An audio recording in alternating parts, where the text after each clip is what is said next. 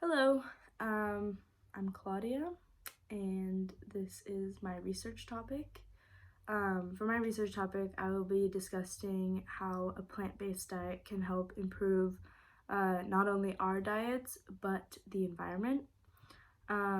So some of the reasons why a plant-based diet is more beneficial than meat production is that meat production requires more land and natural resources than plant production, and plant crops can feed more people than meat can at a much lower cost. So I'm just going to dive right into this. A plant-based diet can help the environment tremendously. Producing meat requires more land, water, and food than producing crops for direct human consumption. In the article, Why We Need Plant-Based Approaches to Global Hunger by Ashley Capps, she discusses how a plant-based diet can help to improve not only world hunger, but the climate also. Meat production requires a lot of land, a lot of food, and a lot of water to support that livestock that humans require. That livestock requires more than humans require. This is a major issue. If society keeps increasing our meat consumption, we are going to deplete lots of natural resources and land. Due to dramatic climate change, places in the world where individuals are negatively impacted the most by climate change are suffering from battling hunger. Meat farms take up a large amount of food supply and also take up a lot of land for grazing and butchering.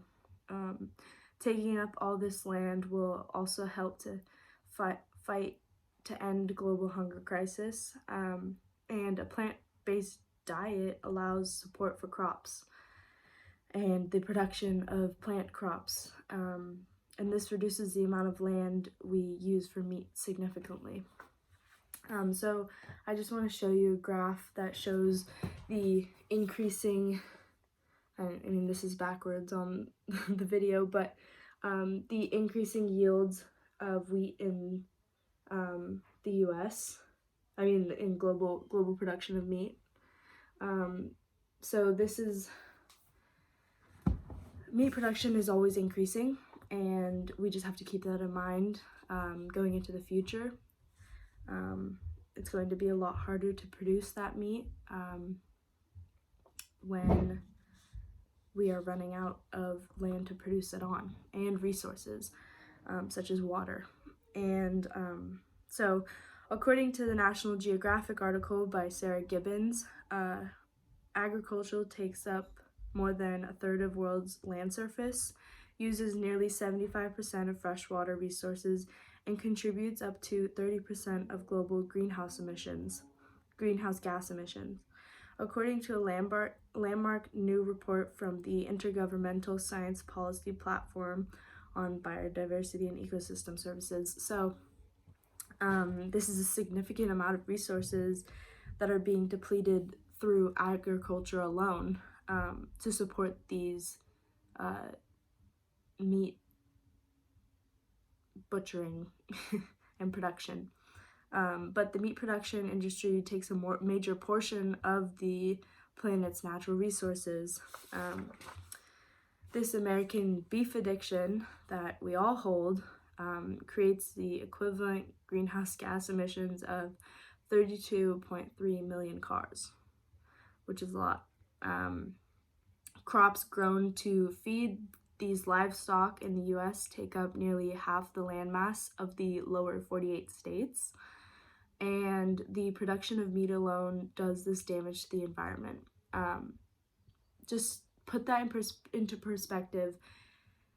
32.3 million cars is equivalent to the greenhouse gas emissions that is caused by meat production.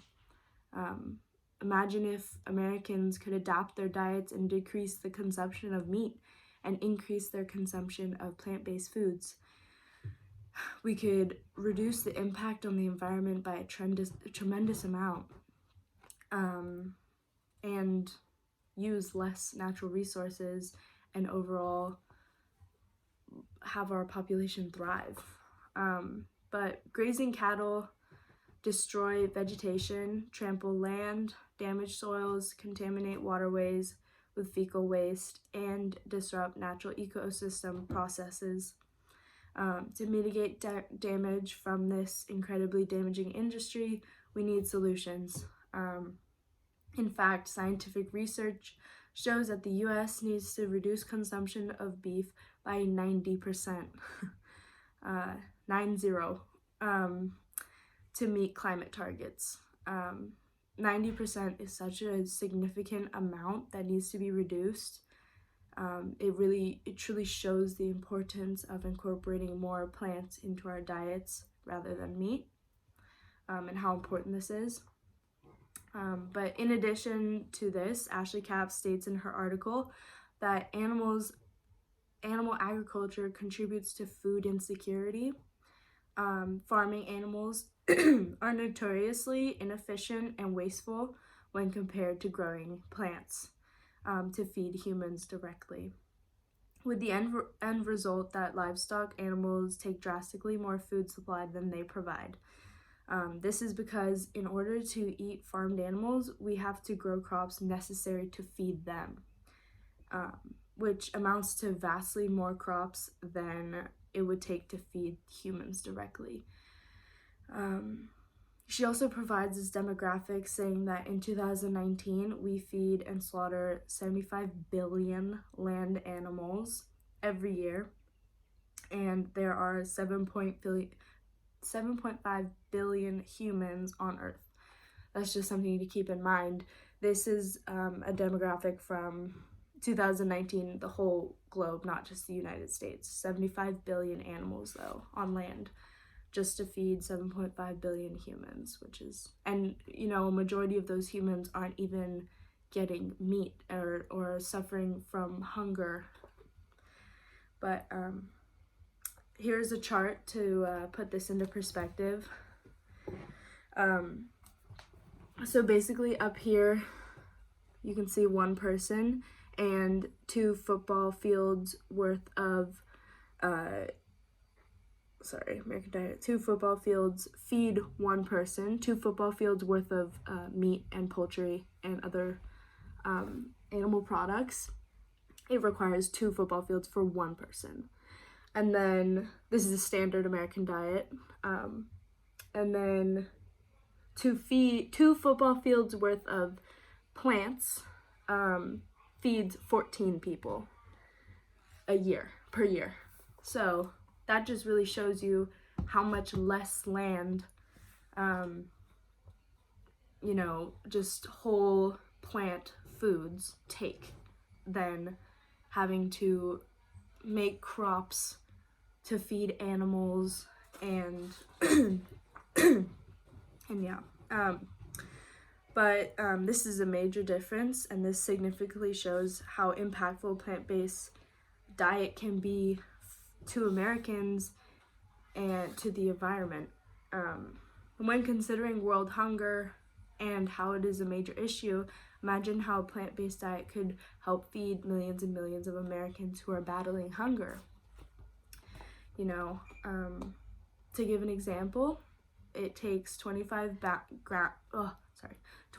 pounds of grain to yield just 1 pound of beef, while crops such as soy and lentils produce, pound for pound, as much protein as beef, and sometimes more. So when people are trading in plants for animals, they're not lacking any protein. They can actually find the same amount, if not more, protein in plant products or plant foods. So some people might be afraid of this, that they won't be getting the necessary protein that they think they get from animals, but they'll actually be getting the same, if not more. But if we think about this, only a small amount of crops that we use to feed livestock is actually consumed by the animal and converted into edible meat that we eat. A lot of the most of the energy that the crops provide are actually fed to the farmed animals and used for their own fuel. So, just in the National Geographic article, there is a demographic that provided that states that better use of existing croplands could help to feed 4 billion people, more people, by simply shifting away from growing crops for animal feed and fuel, instead growing these crops for direct human consumption. 4 billion people could be fed rather than using that land to feed animals, which is very drastic. And just, think of all the Americans who are suffering from hunger.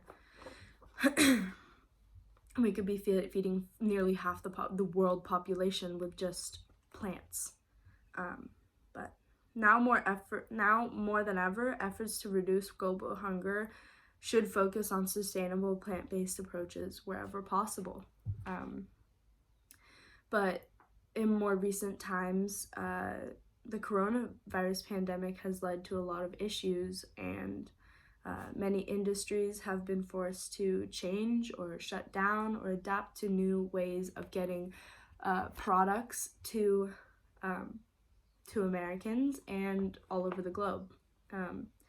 So the coronavirus has actually caused meat production in the United States to decrease tremendously. Just in the last 2 weeks, after hundreds of workers had contracted the coronavirus, they had to limit the amount of meat packers at these organizations because their workers on the line had been infected with the disease.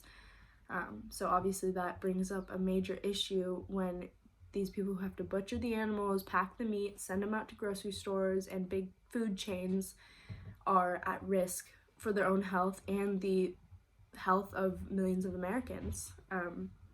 But there has been a meat shortage and it's led to a lot less available food at fast food chains and grocery stores. According to ABC 7 News, meat production is down 40% from last year. Meat packing plants are coming back online after President Donald Trump issued an executive order last week requiring them to stay open. But obviously that doesn't do that much, making an executive decision to keep them open, because you still need those workers there and packing the meat. And but until they're back at full capacity, consumers will likely see some shortages and even higher prices in beef and pork. So as you can see, meat shortages are happening right now in the United States, and this is a perfect time for Americans to reassess their diets and try and cut as much meat and poultry out of their diets as they can. Meat is becoming harder to produce at this time and keep up to the demand that Americans have. But it gives us the perfect time to save money and improve our diets and look at more plant-based diets.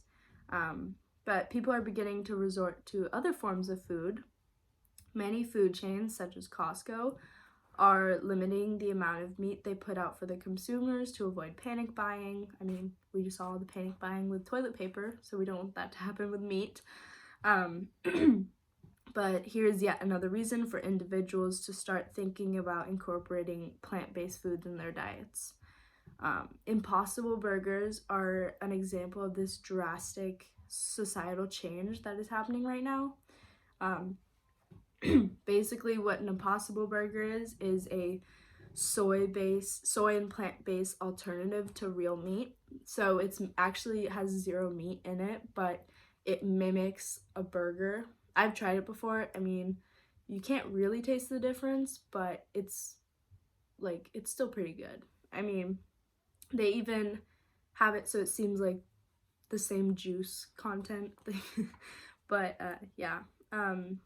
but In the ABC News article, it is said that the Impossible Foods are accelerating its retail sales after seeing a fall off in sales to restaurants. Its burgers will go on sale at 1,700 Kroger grocery stores. I know we don't have those here in California, but they're all over the United States. They're kind of like a Safeway, and which more than doubles the number of stores offering them. By January, burgers will be available. These burgers, Impossible Burgers, will be available in 250 stores worldwide. So this just shows like this is a new trend. Maybe Impossible Burgers could be in a lot more stores than we anticipate. And maybe right now during the coronavirus pandemic is a perfect time to reassess how we eat in our daily lives, where we eat, what's in our food, and to really see if we can, help the planet and our diets and ourselves moving forward with less meat consumption and more emphasis on a plant-based diet. So thank you.